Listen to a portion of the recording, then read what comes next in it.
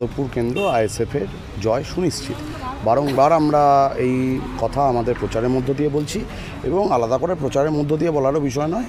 সাধারণ মানুষ, জনতা জনার্দন তারা ইতিমধ্যে তাদের রায় তারা সুনিশ্চিত করে ফেলেছেন। আগামী 1 তারিখ খাম চিহ্নে 7 নম্বর বোতামে নূর আলম খানকে তারা ভোট দেবেন এবং আমাদের যিনি প্রার্থী তিনি জয়ী হয়ে দিল্লিতে গিয়ে যাদবপুরের যে বঞ্চনা গত 15 বছর ধরে হয়ে চলেছে সেই বঞ্চনার কথা উনি দিল্লির দরবারে গিয়ে বলবেন।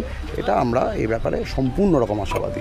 এই যে নওশাদ সিদ্দিকী সাহেব আপনাদের চেয়ারম্যান বললেন যে 42টা সিটে 500 কতজন প্রতিদ্বন্দ্বিতা করছেন, সবাই বলছে জিতবো, যে আপনি বলছেন আপনিও জিতবো, এটা কি প্রতিদ্বন্দ্বিতা করলে বলতে হয় সেই জন্য বলছেন, না জেতার বিষয় 100% আত্মবিশ্বাস?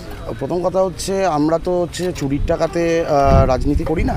আমাদের যে রাজনীতি সেই রাজনীতি আমরা মানুষের যে আশা ভরসা তার উপর দাঁড়িয়ে করি, তাদের জন্য লড়াইয়ের ময়দানে থেকে করি এবং আমাদের একটা রাজনৈতিক অঙ্ক আছে।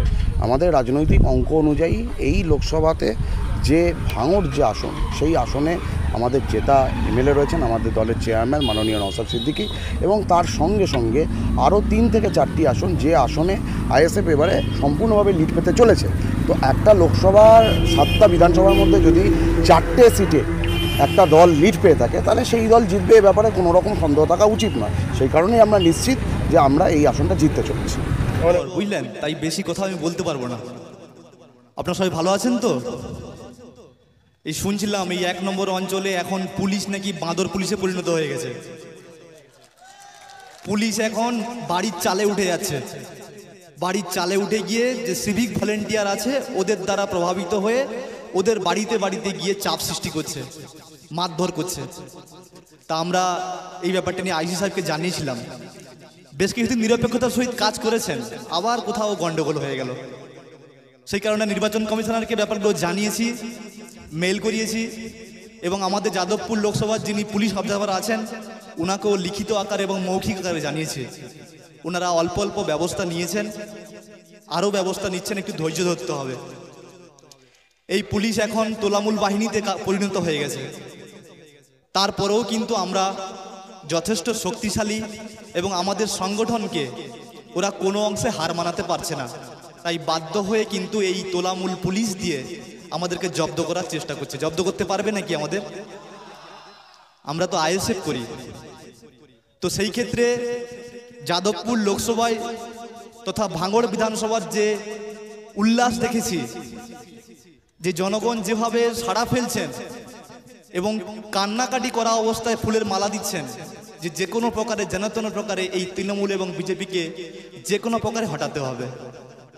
তাই খাম চিহ্নে যত বেশি সম্ভব হয় সকাল সকাল গিয়ে ভোট দেবেন এবং প্রতিবেশী আত্মীয় স্বজন যারা বন্ধু বান্ধব আছেন ওদেরকেও উদ্দীপিত করবেন যে তৃণমূলের যে সমস্ত কর্মকাণ্ড ওরা করে গেছে সেগুলোকে ভুলে গেলে হবে না।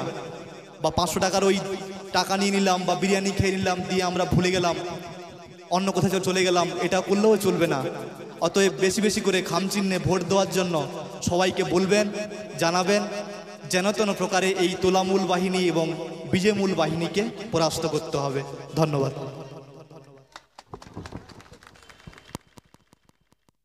প্রার্থী তার অসুস্থতা সত্ত্বেও আজকে এই প্রোগ্রামে এসে হাজির হয়েছে, তার দায়িত্ব কর্তব্য জায়গা থেকে তাকে আমরা ভাঙড়বাসী সবাই ধন্যবাদ জানাই। এখন আপনারা শুনবেন আপনাদের প্রিয় মানুষ, আপনাদের প্রাণের মানুষ, ভাঙড়ের বিধায়ক নওশাদ সিদ্দিকী ভাইজানের কাছ থেকে। একটা অত্যাচার এবং অন্যায়ের আঁতুর ঘরে পরিণত হয়েছে তৃণমূল দল। এটা কিছুদিন হয়তো চলতে পারে, দীর্ঘদিন চলতে পারে না, এর অবসান হবে। সাধারণ মানুষ এই অন্যায়ের পর্দা ভেদ করে সামনে আসবে, ন্যায় প্রতিষ্ঠিত হবে, হক প্রতিষ্ঠিত হবে, মানুষ তার অধিকার বুঝে পাবে, শান্তি বিরাজ করবে, বিকল্প রাজনীতি প্রতিষ্ঠিত হবে। আমাদের সভা 3টে থেকে পারমিশন, ঠিক আছে, আমরা ওই 2:30টার দিক থেকে মোটামুটি শুরু হয়ে মানুষজন আসা শুরু হয়ে যাবে। অধিকাংশ রাজনৈতিক দল বলছে যে ভাঙড়টাই তো শুধুমাত্র আইএসএফের ক্ষমতা, কিন্তু অন্যান্য আরো 6টা বিধানসভায় তো তেমন দেখেন, আমরা করতে দেখছি না। আপনারা হয়তো খোঁজ রাখছেন না ভাঙড়ের উপর, আপনাদের নজর বেশি, এই কারণে বিষয়টা এরকম হয়ে যাচ্ছে। আমরা নতুন দল, হ্যাঁ, সব জায়গায় আমরা বিস্তার করতে পারিনি, কিন্তু আপনারা বারাইপুরের জনসভা আপনারা সেভাবে হয়তো কভার করতে পারেননি। আমরা হরিমূলের জনসভা আপনারা কভার হয়তো করতে পারেননি, আপনারা ধবধবির জনসভা, আপনারা আমাদের শ্রীপুর বলে একটা জায়গা আছে সেখানকার জনসভা, আমাদের সোনারপুরের কর্মী সভা, এগুলো তো আমরা করছি। এগুলো হয়তো আপনারা নলেজে আনছেন না বা হয়তো খবর পাচ্ছেন না, যার কারণে বুঝতে পারছেন না।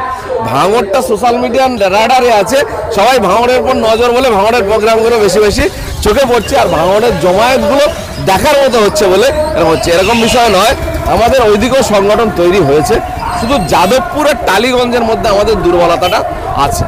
সেই কারণে এমন কিছু ভাবার কারণ নেই যে শুধু ভাঙড়ে আইএসএফ, এরকম ব্যাপার নয়। আইএসএফের শক্তিটা বেশি ভাঙড়ে, কিন্তু বারাইপুর দুটো বিধানসভা, সোনারপুর দুটো বিধানসভাতে আমাদের মোটামুটি শক্তি তৈরি হয়েছে, সেখানে আমরা প্রোগ্রামও করছি। এই গতকালকে গোচরণে জনসভা হয়েছে। কি আশাবাদী যাদবপুর থেকে জিতবে? আমরা তো জনগণের বিচার করবে, কিন্তু আমরা আশাবাদী যাদবপুর আমরা জিতব। এবারে মানুষ বিচার করবে।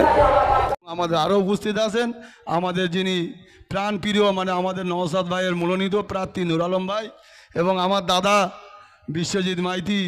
তিনি এই লড়াইয়ের জন্য আমার জন্য অনেক লড়াই করেছে, সবাইয়ের জন্য লড়াই করেছে, কিন্তু আমার জন্য একটু আলাদাভাবে লড়াই করেছে। দাদাকে আমি একটু স্যালুট জানাই। সেই আমার দাদা এখানে সামনে বসে আছে, একটু হাততালি আমার দাদার জন্য।